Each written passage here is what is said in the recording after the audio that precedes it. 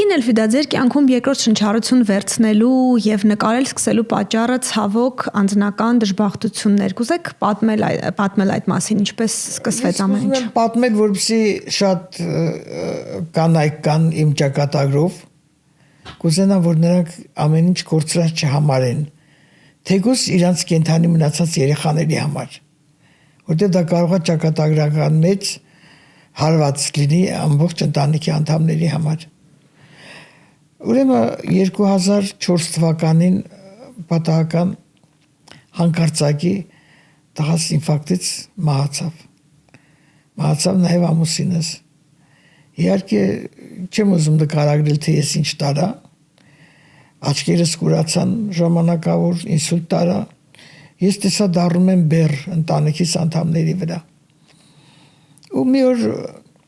իմ ընկերներից մեկը հայտնի նկարիչ էր, Թախճանյան Գևորգը։ Տղայից նկարը տարա, որ նկարել տամ, ասաց, թե ես կնկարեմ, բայց մահացածի նկար չեմ նկարի։ Որ շատ խնդրեցի, նկարեց, մի շաբաթ հետո զանգվեց, ասաց Էլֆրիդա նկարը նայի մի հատ։ Ես մտա այնքան կենդանի էր նկարել այդ նկարը, որ սայթակեցի ներկերի մեջ, ոնց որ կենդանի նստածել էր անկյունում։ Ասեց, կարող ես այս նկարը քննադատել։ Ասեցի, հա Գևորգ, աչքերի արտահայտությունն ու բերանը իրար չեն։ Ասեց Էլֆրիդա, դու կնկարես ուրեմն։ Դու եթե կարողանում ես դիմագծերից հասկանալ, արի ես կսովորացնեմ նկարել։ Վարձով, դու պետք է վարձատրես ինձ։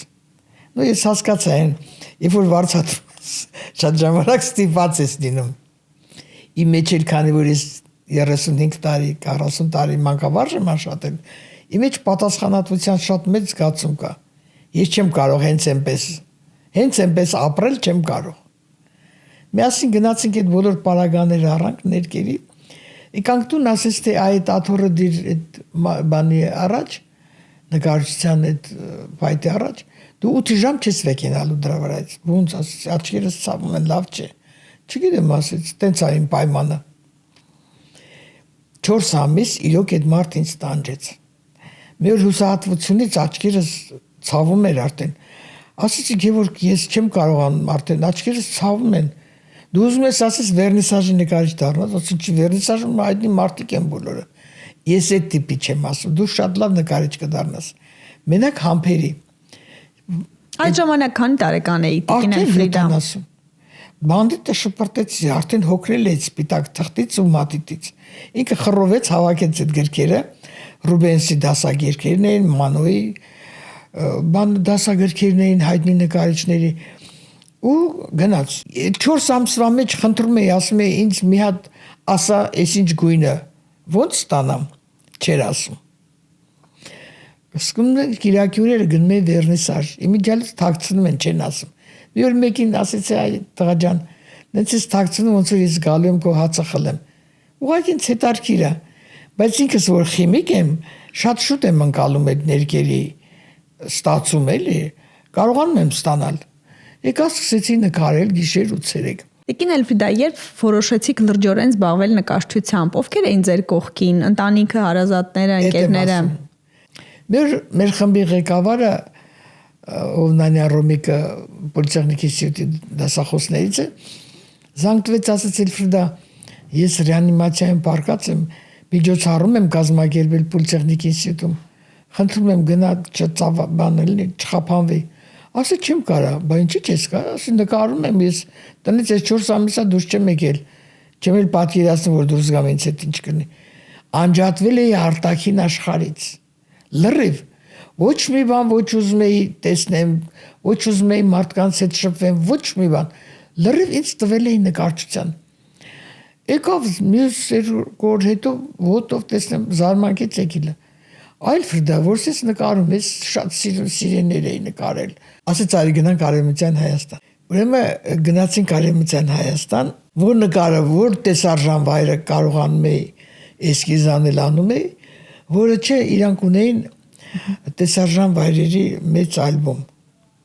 Բերեցի 160 հատ նկարեցի։ Իմ հարևանները զարմացել էին, այդ ներքի հոտից պատվանս որ բացում էի, ես տանից դուրս չեմ եկել։ մի սենյակը դարձրել էի արվեստանոց, նկարում էի գիշեր ու ցերեկ։ Հիմա զանգ էին տալիս իմ ընկերներս, Էլֆրեդա, «Էդ ինչ ես անում»։ Նկարում եմ։ Տեսնում եմ, որ չեն զարմանում։ Ասում եմ, բայց չեք զարմանում, չէ, ասում էին։ Դու կնկարես։ Դու հիշում ես իմ դասընկերներն են, դպրոցում դու էիր նվագում մենակ դաշնամուր մեր դասանում։ Ես ոչ մի նոտաներ չգիտեի, բայց երբ որ հավաքվում էինք ուրախությունների ժամանակ, ես նվագում էի։ Ես ինչի՞ պիտի զարմանանք, որ դու կարող ես նկարես։ Աշակերտներս էին զանգ տալիս։ Գե Մելիքյանին ինչու՞ եք։ Ասում էին նկարում եմ։ Դե հա, Անգել Մելիքյան, հիշում եք դուք դասը բացատրելուց նկարելով եք դուք դասը բացատրում։ Կենսաբանություն, անատոմիան, դու ես այդ գրատախտակի մոտ ես նկարել եմ մի կողմից պատմել եմ։ Դից որ պատահականություն չէր, ուղղակի ես խորացա նկարչության մեջ։ Բացահայտեցիք, գտակ ձեզ։ Գտա ինձ։ Ինչն է ձեր մուսան, ինչն է ձեր էներգիայի աղբյուրը, ինչից եք ոգևորվում եւ ուզում շարունակաբար ստեղծագործել։ Բնությունը։ Ես Էլբեկոն բարձանալուց հետո ես մտերմացա, ծանոթացա բնության հետ։ Իմիջիալոց բնությունը ինքնավորոշում մարդու եւ ճակատագիրը եւ այդ ցեղի տեսակի գոյատևումը։ Հիմա բնության մեջ գոյություն ունի 3 տեսակի պայքար։ Պայքար տարածքի համար, պայքար տարբեր ազգերի ու կրամնի մեջ, պայքար նույն տեսակի մեջ։ Ամենավտանգավոր, երբ որ այդ պայքարը նույն տեսակի մարդիկ են պայքարում մեկը մյուսի դեմ։ Այդ տեսակի դեպքում այդ տեսակը վերացման շեմին է կանգնում։ Այդ մեկ։ Ես հիմա ավելի ուշադիր եմ իմ շրջապատի նկատմամբ։ Ուրեմն մեքենա եմ վարում։ Մի ամիս առաջ եմ վաճառել այդ մեքենան։ Գնում էի, որտեվ արդեն հնացել էր 20 տարվա մեքենա էր, դե ես ոչ թե քաղաքի մեջ եմ վարում, գնում էի դեպի դաշտերը,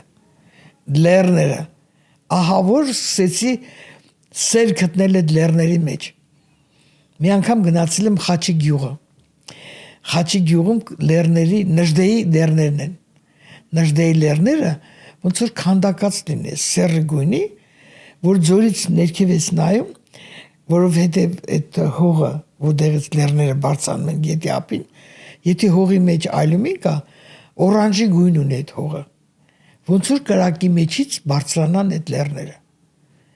Եկել է ինքան էի տպավորվել ու շատ գեղեցիկ նկար նկարեցի։ Շատ գեղեցիկ։ Ես ուղղակի ինձ ուրիշ հետաքրություն հիմա մեկ մարդկային հարաբերություններն էլ համեմատում եմ բնության հետ։ Ինչ եմ զգացել։ Մարդուն թվում է թե ինքը կարա բնության հետ խաղա, չէ։ Բնությունը ունի իր դաժան օրենքները, որ երբեք չի ներում մարդուն։ Մարդուն թվում է թե այստեղ ճանապարհը փակեց, լիճը փակեց, տարավ այնտեղ մյուս կողմ գետ բացեց։ Այդտեղ մեռնում են ամբողջ կենթանական աշխարհը, որը իր գոյությամբ մեկ ուրիշ բանին է նպաստում։ Այդ ուղղությամբ շատ սկսել եմ կարդալ, շատ սկսել եմ բան անել, այդ ուղղությամբ մտածել։ Հիվանդություններն էլ նույնիսկ հիվանդանալուց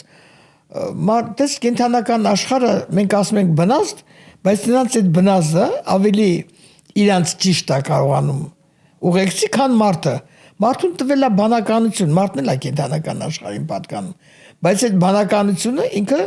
սխալ ուղղությամբ է տանում։ Էվոլյուցիան զարգացումը ճիշտ է, երբ որ մարդկային պատմությունը սկսում է, չէ՞, նախամարտուց մինչև հիմա ցիվիլիզացված մարդը այնքան է զարգանում, որ բերում է իր վերջը։ Չէ՞, ասում են մարդը կստեղծի մի զենք, որը կնպաստի իր կործանմանը։ Այդ հարցերն են շատ հետաքրքրում։ Ես շատ սկսել եմ զբաղվել այդ ուղղությամբ։